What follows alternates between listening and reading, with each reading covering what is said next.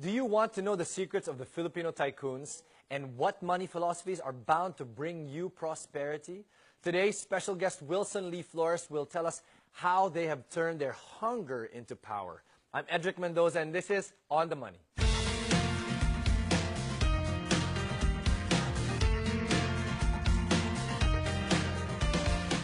Our guest today is Wilson Lee Flores, multi-awarded journalist, historian, poet, entrepreneur, professor, and public speaker as well.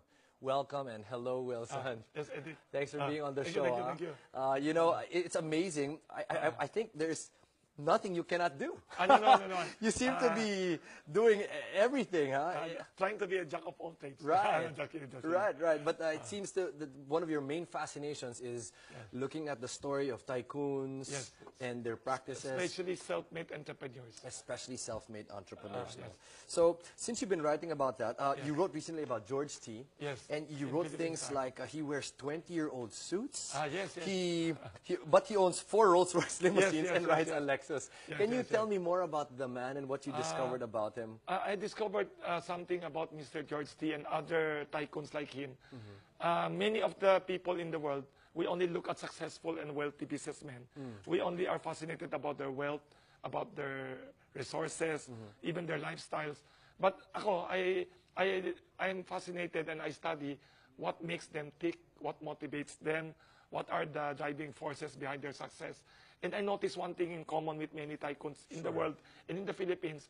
Many of them had gone through some hardships, personal, financial, family, or anything. So, and one thing I could not forget, George T. told me sa Metro Bank, he interviewed him for Philippine Star. He said, everybody in the world, everyone who wants to be a success should be willing to pay the price, whether it's in terms of hard work, discipline. One thing I noticed about him, he is extraordinarily disciplined. His discipline is not only work discipline, not only thinking discipline, mental, even the physical part. He Keeps swims himself fit like that? He swims every day, half hour. Wow. Not leisurely swimming, like a really athletic type swim. Okay. Every day, ever since he was in his 20s. Really? He's now almost 80. Who would you say are the people you most admire, and maybe interesting facts like you said that people can learn from? Many, like si Mr. John Gokongwei Jr. Okay. Is a very fascinating tycoon. He is not only driven, hardworking. One thing I admire about him, he is maybe the most well-read tycoon in the Philippines. He is? Okay. Yes.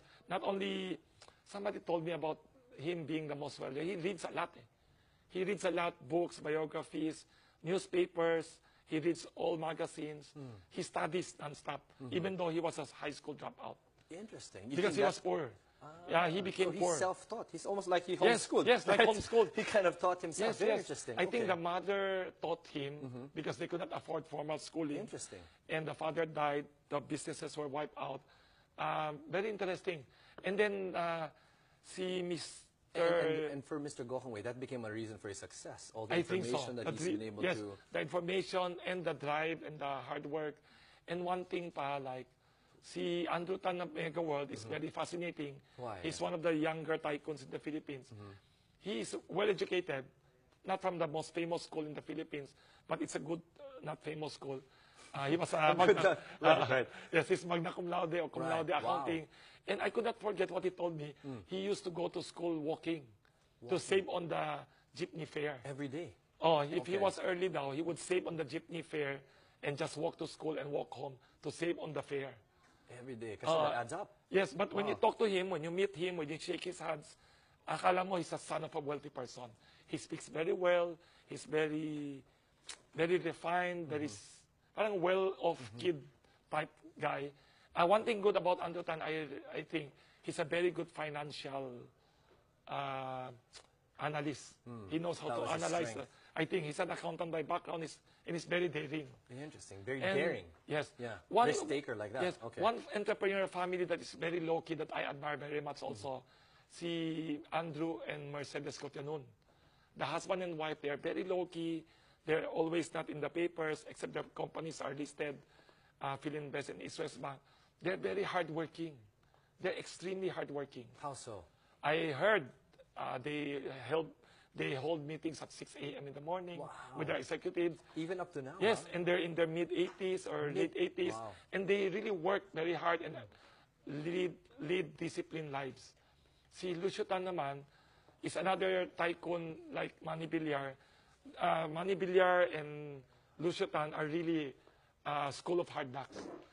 Really self-made men, rags to riches. Maraming dinaanan Yes, din, no? si Okay. Lucio Tan did not finish college also. Really? Yes, he went to night school every night, unlike other ordinary middle class and well-off kids. But he compensated also by working very hard and by always reading a lot. He reads a lot, but he reads more of Chinese philosophy, I see. Chinese history, and he's very good at Chinese strategies. Interesting. which- So more principles rather than the industries. Yeah, okay. principles and also yung mga strategies naman he reads from the Chinese historical accounts. Mga ano yun intrigues, battles, war. So mga war strategies that could be used for all That he can apply. business and politics. Interesting. Incredible. And then si Manny Villar naman, he is a self-made man from a poor family, but went to one of the best schools in the country, UP, and had a very good business education. So yun, very interesting for Which me helped also. propel him. Yes, Very interesting. There are Like, many. Yeah. So these are the guys that you admire, no? And Yes. you looked at.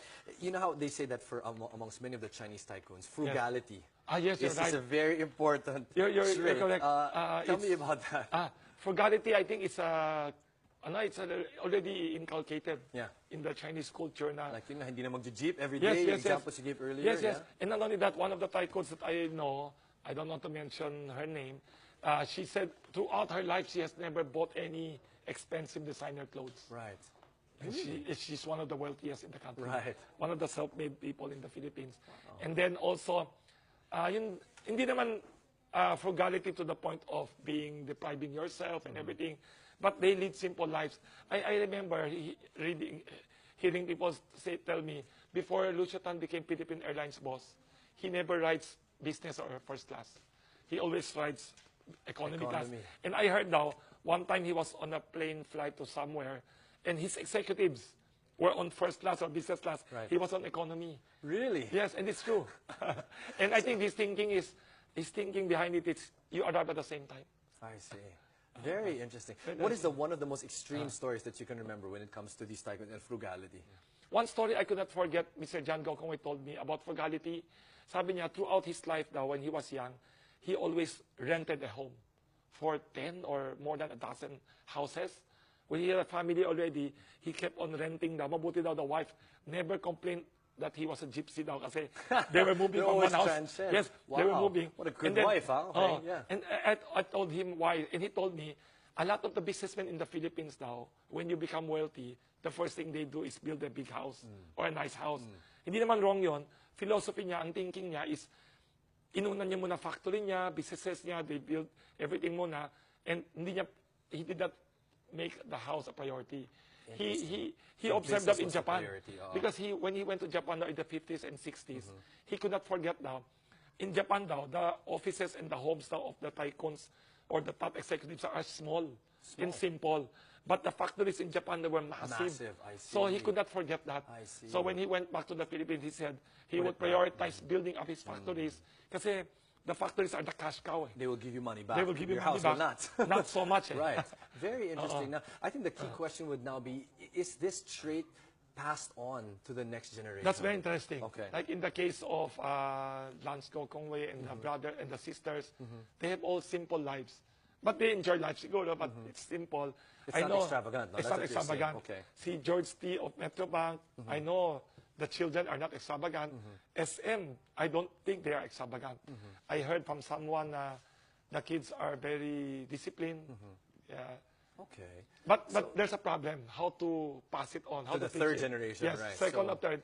The problem usually, many tycoons in the world, not in the Philippines only, especially self-made people, when they went through so many hardship, It strengthened them, right? not only that, some of them have a wrong idea na they don't want their kids to suffer. I see. So they insulate their kids from hardships. From shelter. They don't want their kids to be struggling like they did before. That's the opposite. That's wrong. So I really believe that many of the self-made tycoons in the world, not only the Philippines, many of them have some form of hardships or struggles behind their success. That have allowed them to be who Yes. they are. This is so interesting. You know, I have so many more questions for you, Wilson. But we're going to have to take a break right now and go to our viewer questions. So stay with us. On the Money, we'll be right back.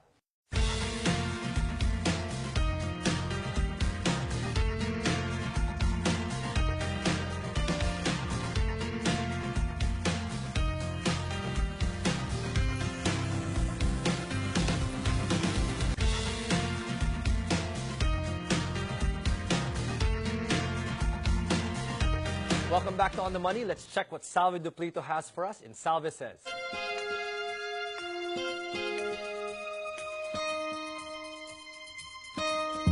There are a lot of things we know about Filipino tycoons thanks to prolific writer Wilson D. Flores.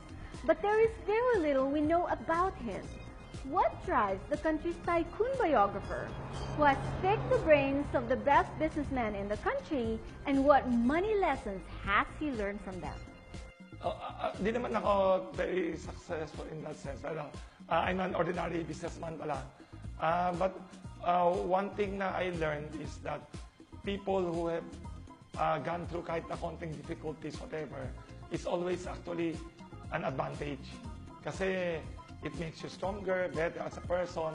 In my personal case, I don't usually write about myself. All my life, natuto ako na you have to work for whatever you want to have. While you are young, don't be afraid of taking risks. And while you are young, don't be afraid to lose money.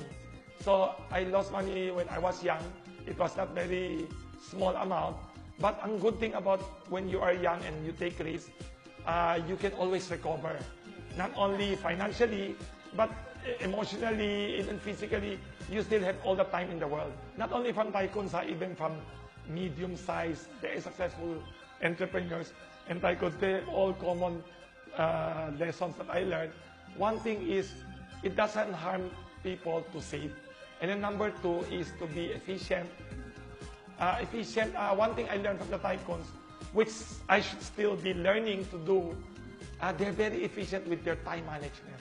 There are three I know that are the best, most efficient, whom I should emulate. I have not yet emulated. One I know is Mr. John Gokongwei Jr., one is Mr. George T. of Metrobank, one is Mr. and Mrs. Andrew Cotanon. They're all in their 80s. Alam mo, they're remarkable. One thing I learned from them that I have not yet done in my life, they never attend any evening parties or any invitations. I think it's a little bit extreme, but they are really disciplined.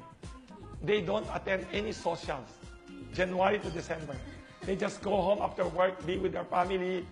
The three of them, Mr. John Gokongwei Jr., alam ko, every day, he does the treadmill every day and swims every day. And one thing I learned I had not yet done, he takes a nap every afternoon after lunch. 20-30 minutes nap. Yes, 20 minutes only, 30 minutes. I think it recharges him. And he works Monday to Saturday every day. How about George T? I know he swims. He swims every day, 30 minutes. And very disciplined. And he said he never attends any parties. And parang di magalit daw ang his friends daw and clients so they won't be offended. He hosts a party in his house once a year. A big party once a year for everyone. I think New Year or something, every year. Most of the self-made tycoons are very risky. I think I learned about the tycoons of the 21st century now and the late 20th century. Many of the Philippine tycoons are smarter than the tycoons 50 years ago, 100 years ago. Many of the wealthy families in the past generations had a problem with succession. They don't know how to pass on wealth and businesses. Usually, second, third generation, they have problems. Many of the big companies before are no longer there. But the good thing about the tycoons now, the Philippine financial system, the economy is more sophisticated. Filipino billionaires have one thing in common. They were able to turn their hunger into power and massive fortunes. If you're looking for the billionaire DNA that separates tycoons from the rest of us humans, you've got to listen to Wilson.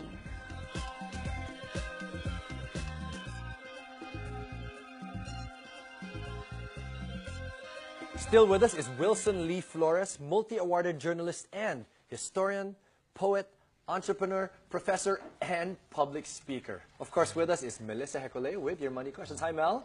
Hi, Edric. Yeah. Hello, Wilson. So actually, you've told us a lot of stories about other tycoons. Now, what about your own story? I'm not of that level, but one thing good about my personal experience, I think, I keep telling people, is there's, I personally believe there's nothing as exciting in this world as creating your own, making your own money. Yes. It's, some people are complaining, like I've heard of many families, they have family inheritances that are not equal and all that. I remember my mother used to tell me, if you want to create a small fortune, it's by non-stop hard work and frugality. That's true, but you're doing something good. Relationships with the children and help. Yes. Yes. And my mother was a widow. But never in my mind did I doubt that I will be okay. I have this belief lang na everyone in this world born to be successful. In my belief lang yon. Yes. And in my personal self, I keep saying I will be okay. So you have to have positive thinking yata.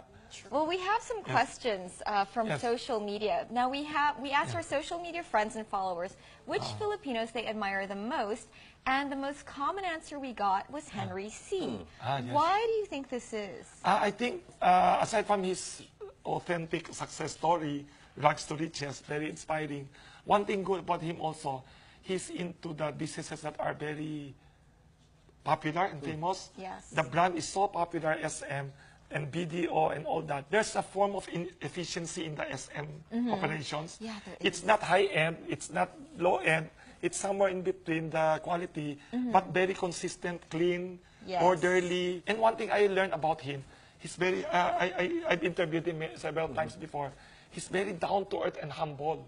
And he's very soft-spoken. Yes. Alam mo, there was one time when he opened the Podium Mall, he invited me to dinner. We talked for 5 hours. Wow. Conversation. I was embarrassed because I felt I did most of the talking.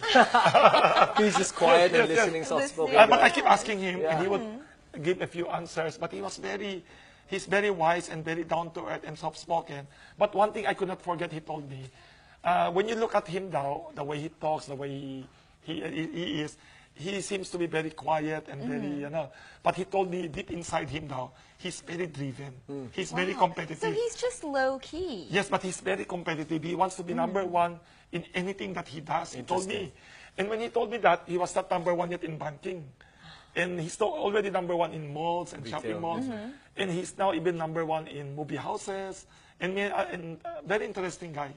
I've heard that. Yes, yes. I actually heard that he really goes to all his SM department stores and Yes. sits there and checks them out and just And watches he people told, go in and out. and he told work me hard his all the success time. is not overnight.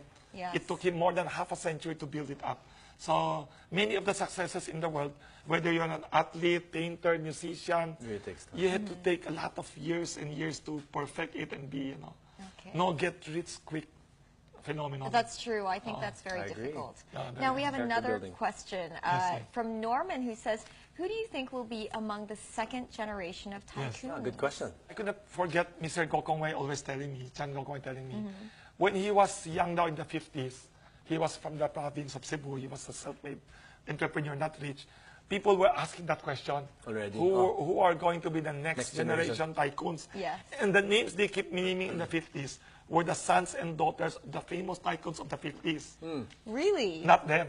They were nobodies. Okay. Oh my gosh. Okay. So he keeps on telling me, many of the future leaders of the business community are not necessarily their own children now. If they could New players maintain, like that. he told me, if they could just maintain their success, he would be very happy now. But he expects now somewhere out there in Divisoria, Aklan, Leyte, somewhere out there, there's The a next guy there ones. struggling, there's another self-made man there who will become like them now. He believes. So He why believes. doesn't he think that the children of those tycoons will continue? He believes they will are be good. as successful? Like in his case, he's very Yes, proud of his kid. of His course. son is very good. But the drive now, there's something about the drive of It's a not as self-made. strong. It's still there, but you cannot replicate exactly the circumstances of hardships and difficulties. Which of the kids of current tycoons do you think will be able to really follow in their father's footsteps? I think the owners of SM are very amazing. Yes. The Sobel children are very good, the ones now running the business. The Philinvest and East West Bank children of the Cotanuns are good. Metro Bank and Toyota's, George T's, the kids are very good. Manny Villar's kids are very good. The children of Manny Villar, all Wharton graduates, hardworking. Okay. Aboitises are amazing. They're really good. Many of them are okay. Okay. They have the best education, and they have the benefit now of all these publicly listed companies that could source capital from everywhere and source the best minds. They could hire the best professionals for many millions. My gosh, I'd love to pick your brains some more, but we're out of time. Thank you very much for that. Anyway, send us your money questions via email or through Facebook and Twitter, and we'll try to answer them in our next episode or on our next Q&A Friday. Time-tested values, hard work, discipline, keeping it low-key, you know. Yeah. Thank you, Wilson. Thank you, thank you. Mel, Thank you. that's our show today. I'm Edric Mendoza. Join us again tomorrow for more talk and tips so you're always right on the money.